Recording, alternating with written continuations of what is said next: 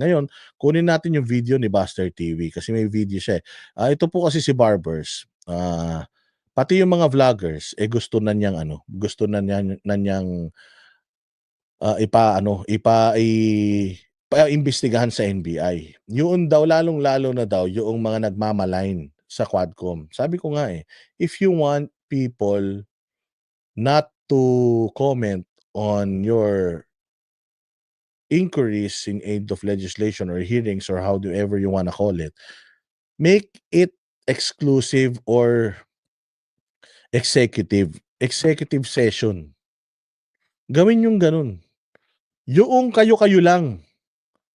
As in, kayo-kayo lang, yung walang public na nanonood, hindi niyo inala-live, hindi niyo ina-advertise, hindi niyo pinapalabas. Kasi once, Congressman Barbers, once na nilagay mo sa live, yoong halimbawa ako, itong mga pinagsasabi ko dito, kung may mga vloggers na mag-content sa akin at i-highlight lahat ng mga maling sinasabi ko dito, that is because pinablik ko itong live ko.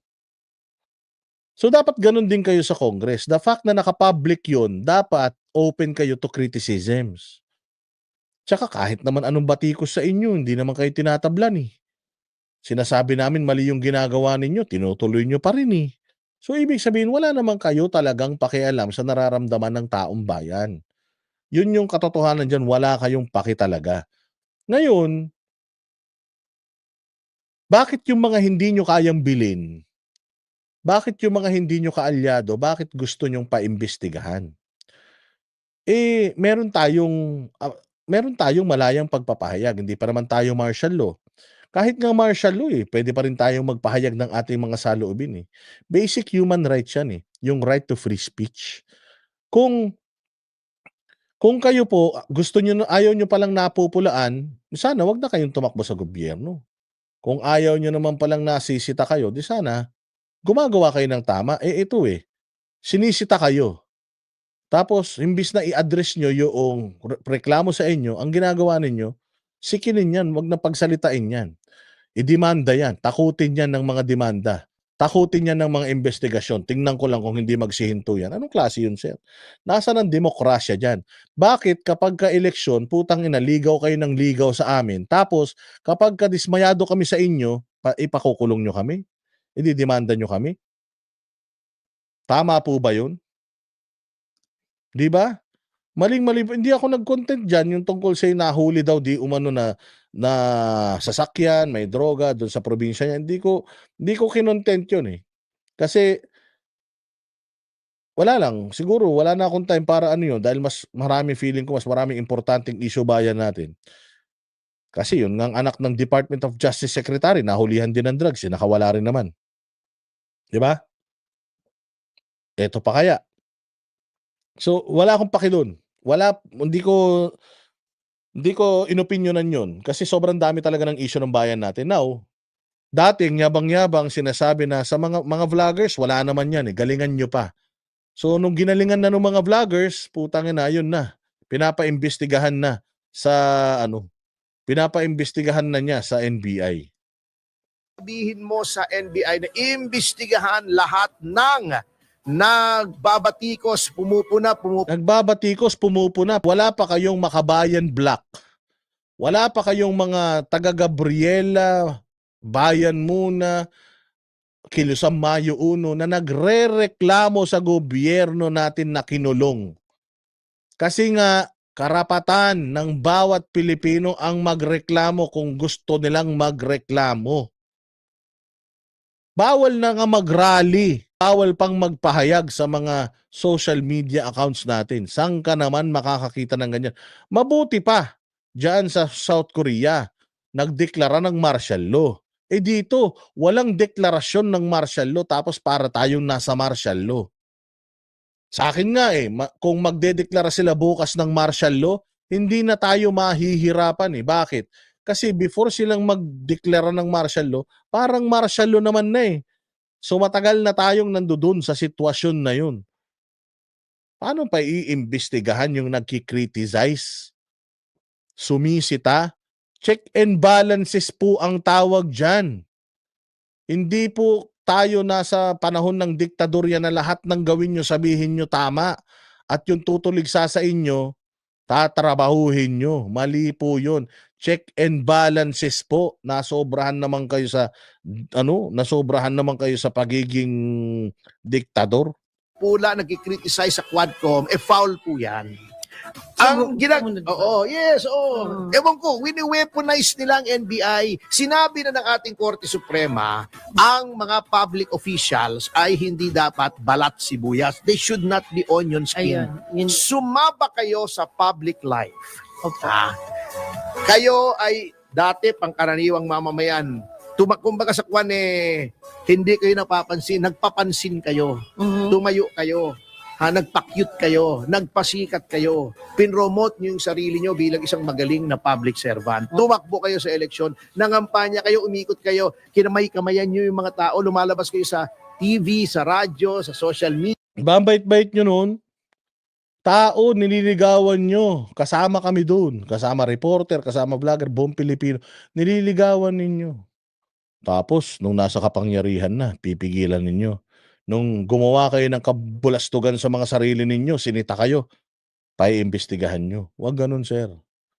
Sinabi na po ng Supreme Court yan na hindi po tayo dapat balat sibuyas. I remember, dinimanda ng libel ni Trillanes si Madam Mocha Uson.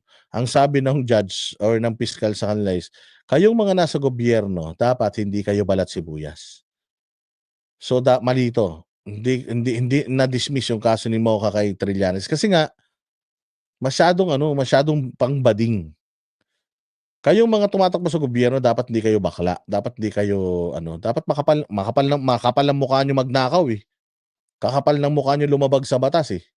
Tapos kapag sinisita kayo, nagagalit kayo. Kung ayaw ninyo na nasisita kayo, wag na kayong tumakbo. Wag na kayong mag-congressman. Magnegosyo na lang kayo, maging private person kayo, mag-world tour kayo, mag-alaga kayong manok, mag-farmville kayo, lahat, magtanim kayong kamote.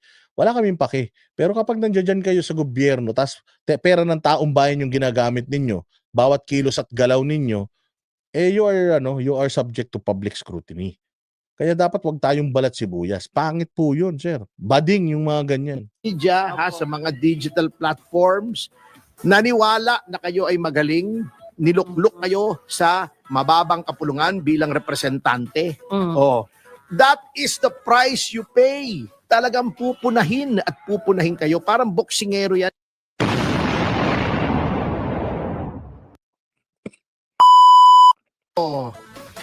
Natatandaan mo, palagi nating sinasabi dito sa programa natin, yung sa Quadcom, ang matinu-tinu lang dyan si Congressman Barbers. Ace Barber. Hindi naman pala masyadong matino kasi alam mo ang ginawa nito. Alam mo ba namang sabihin sa NBI, imbestigahan daw yung mga vloggers, mga nasa social media na binabatikos ang Quadcom. Particular vloggers.